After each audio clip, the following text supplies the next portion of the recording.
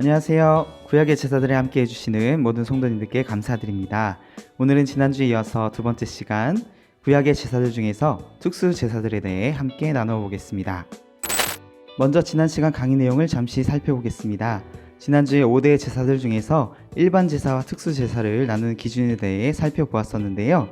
특히 특수 제사는 제사를 드려야만 하는 특정한 죄에 대한 언급이 있었다는 점을 말씀드렸습니다. 그래서 특수 제사에 해당되는 속죄제와 속건제는 어떤 특정한 죄를 지었을 경우에 반드시 드려야만 했던 제사였다고 이해하시면 좋겠습니다.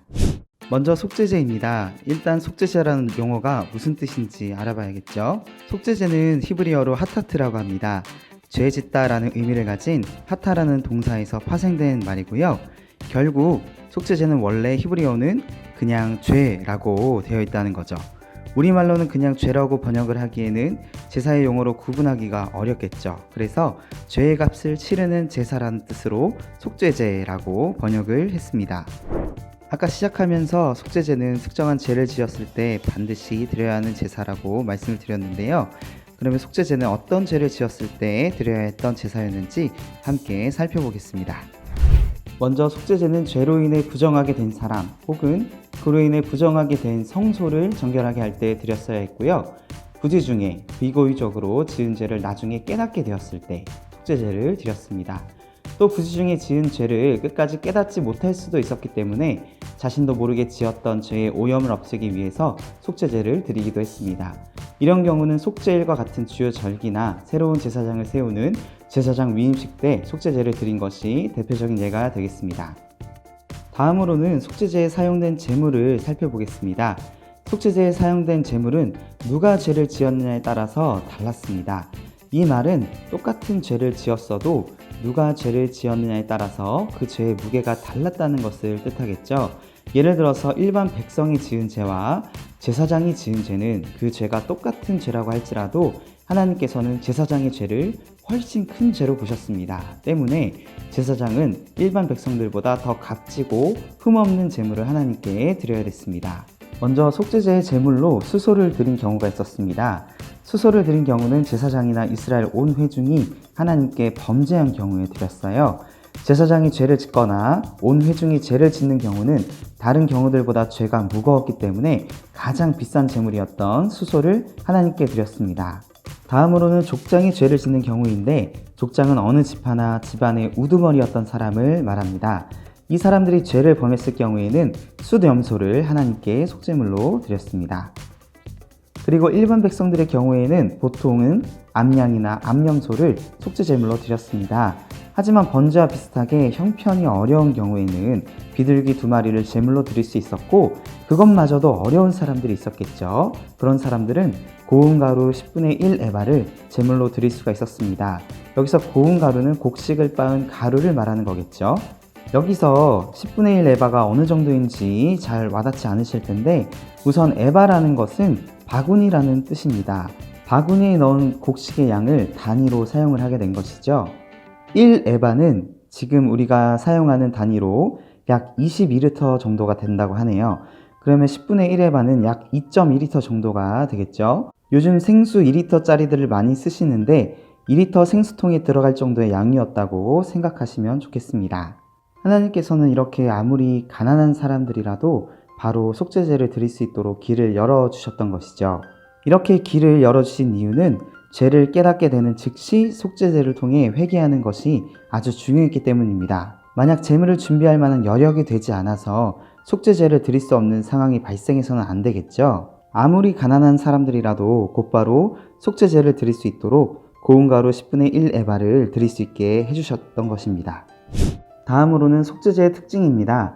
속죄제에서 꼭 언급해야 할 특징이 있다면 속죄제의 과정 중에서 제물의 피를 회막 안팎에 뿌리는 의식을 강조했다는 겁니다. 레위기 4장 6절과 7절에 보면 그 제사장이 손가락에 그 피를 찍어 여호와 앞 곧 성소의 휘장 앞에 7번 뿌릴 것이며 제사장은 또 그 피를 여호와 앞 곧 회막 안 향단 뿔들에 바르고 그 송아지의 피 전부를 회막문 앞 번제단 밑에 쏟을 것이며 라고 말씀하고 있어요. 제가 이 말씀에 색으로 표시를 해놓은 것처럼 성막 휘장 앞에도 성막 안에 있는 향단의 뿔에도 그리고 성막 밖에 있는 번제단 밑에도 피를 뿌렸습니다. 이렇게 성막 안팎으로 제물에 피를 뿌린 이유는 사람의 죄 때문에 더럽혀진 하나님의 성소를 정결하게 하기 위한 것이었습니다. 이스라엘 백성들이 살아가다 보면 자신들의 죄 때문에 하나님의 성소를 더럽힐 수가 있었겠죠. 하나님께서는 그렇게 죄가 있는 곳에서는 더 이상 계실 수가 없었습니다. 이스라엘 백성들이 광야에서 하나님과 계속 동행하기 위해서는 그들의 죄로 인해 더럽혀진 성막을 제물의 피를 뿌려서 정결하게 하는 일이 필요했던 것이죠. 그렇게 제물의 피를 통해 성막이 정결하게 되었을 때 하나님께서는 성막 가운데 계시면서 백성들과 함께 광야길을 계속해서 동행하실 수가 있었습니다. 속죄제에서 언급할 만한 또 다른 특징이 있다면 하나님께서는 제사장의 죄를 매우 엄중하게 다루셨다는 점이에요. 그에 대한 증거가 있는데 다른 사람들이 하나님께 드리는 속죄제에서는 죄사함에 대한 언급이 나타납니다. 하지만 제사장의 속죄제에서는 그런 죄사함에 대한 언급이 없습니다. 예를 들어서 회중을 위한 속죄제를 드릴 때 그것으로 회중을 위하여 속죄한 즉 그들이 죄사함을 받으리라 라는 말씀으로 속죄에 대한 선언이 분명하게 나타나지만 제사장에게는 이런 속죄에 대한 선언이 없었다는 것입니다. 이런 선언이 없다는 점이 제사장의 죄를 아예 용서해 주시지 않으시겠다 이런 의미는 아니지만 이런 속죄에 대한 언급이 제사장에게만 유독 없었다는 것은 그만큼 제사장의 죄를 아주 무겁게 보셨다는 증거가 될 수 있죠. 또 제사장이 하나님께 속죄제물을 불에 태워서 드릴 때 그 표현에도 차이가 있습니다. 레위기에서 불사르다 라는 뜻을 가진 대표적인 단어로 히크티르라는 단어와 사라프라는 단어가 있어요. 둘 다 불사르다 라는 뜻을 가진 단어입니다. 그런데 무엇을 불사르느냐, 무엇을 태우느냐에 따라서 히크티르가 쓰일 때도 있었고 사라프가 쓰일 때도 있었어요. 보통 하나님께 드리는 속죄 제물을 드릴 때는 히크티르라는 표현이 쓰였고요. 제물의 배설물이나 태우고 남은 재같이 폐기해야 할 것을 따로 불에 태울 때는 사라프라는 표현이 쓰였습니다. 그런데 제사장이 속죄 제물을 태울 때 폐기물을 태울 때 쓰이는 사라프라는 표현이 쓰였다는 것이죠. 제사장이 드리는 속죄 제물은 하나님께서 흠양하시는 것이 아니라 그냥 폐기 처분해 버리신다는 거죠. 그만큼 하나님께서는 제사장의 죄를 엄중하게 보신다는 겁니다. 하나님께서 이렇게까지 제사장의 죄를 엄중하게 다루신 이유는 제사장의 죄가 모든 이스라엘 백성들에게 악영향을 미치기 때문입니다. 거기다가 제사장은 하나님의 성막에 직접적으로 접촉을 하는 사람들이에요. 그렇기 때문에 죄를 지은 제사장이 성막에 접촉을 하게 되면 하나님의 성막을 직접적으로 더럽히는 일이 되었기 때문에 제사장의 죄를 매우 엄중하게 다루셨습니다. 이것을 통해서 오늘날 우리가 교훈을 얻을 점이 있다면 일반 성도들보다 목회자들이나 중직을 가진 자들이 하나님 앞에 더 큰 책임감을 가지고 있다는 것, 또 이들의 죄를 하나님께서 더 엄중하게 보신다는 교훈을 얻을 수가 있겠습니다. 그럼 이제 속죄제의 의의를 살펴보겠습니다. 속죄제는 하나님과의 동행을 위해서 성막을 정결하게 하는 제사였습니다. 이런 점에서 하나님의 성전된 우리도 하나님과 동행하기 위해서는 우리 자신을 정결하게 해야겠습니다.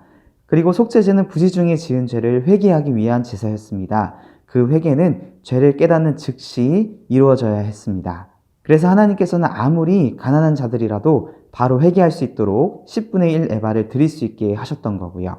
이런 점을 볼 때 우리가 범죄한 것을 인지했을 때는 즉각적으로 회개해야 한다는 사실을 알 수 있습니다. 그리고 아무리 부지 중에 지은 죄라도 결국 그 죄에 대한 책임은 있다는 것을 기억해야 합니다. 또 제사장의 죄를 엄중히 다루시는 모습을 통해서 하나님께서 영적 지도자의 죄를 엄중히 다루신다는 교훈을 얻을 수 있겠습니다.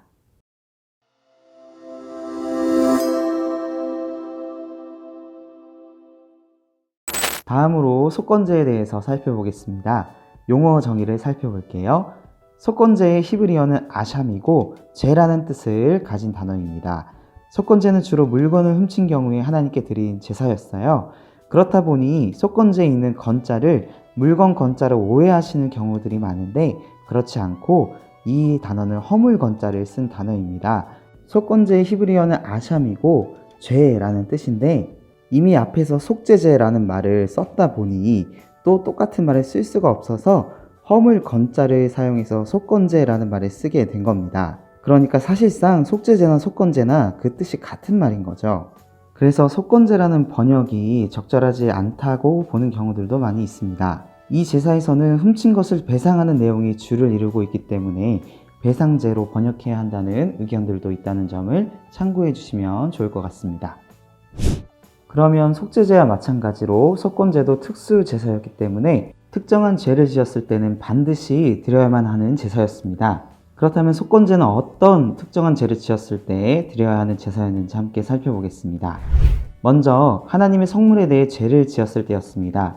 대표적으로 성막에 있는 성물이나 하나님께 이미 드려진 제물 같은 것을 훔친 경우로 볼 수 있겠죠.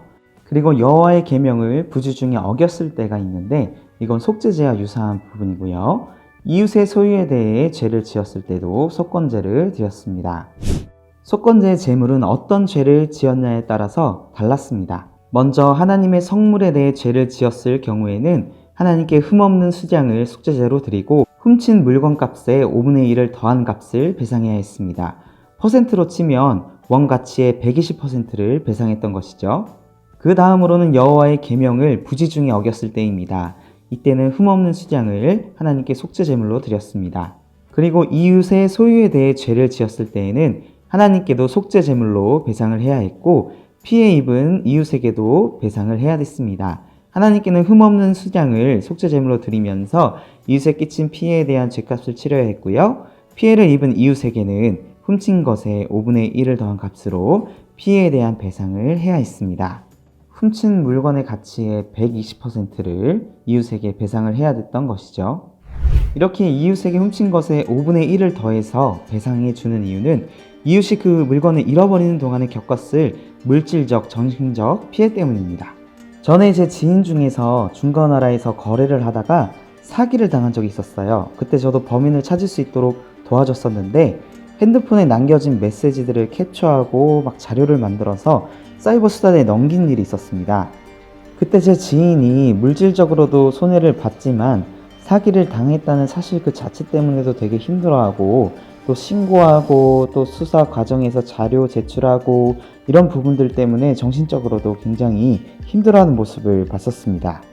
그런데 다행히도 사이버 수사대에서 그 사기꾼이 포항에 있다는 것을 알게 되었고 결국에 잡히게 됐어요. 그때 그 범인에 대해서 처벌을 하는 것 대신에 사기를 당한 금액보다 대략 2배 정도의 금액을 받는 것으로 사건이 일단락 되었습니다. 사기꾼 때문에 정신적으로 물질적으로 지인이 피해를 입었었기 때문에 그 정도의 금전적 보상은 당연히 있어야 되겠죠. 이런 점을 보았을 때 이웃에게 물건을 훔쳐서 속죄제를 드리게 되는 경우에 이웃에 대해서 더 많은 가치의 배상을 하는 것이 합당하다고 볼 수가 있겠죠.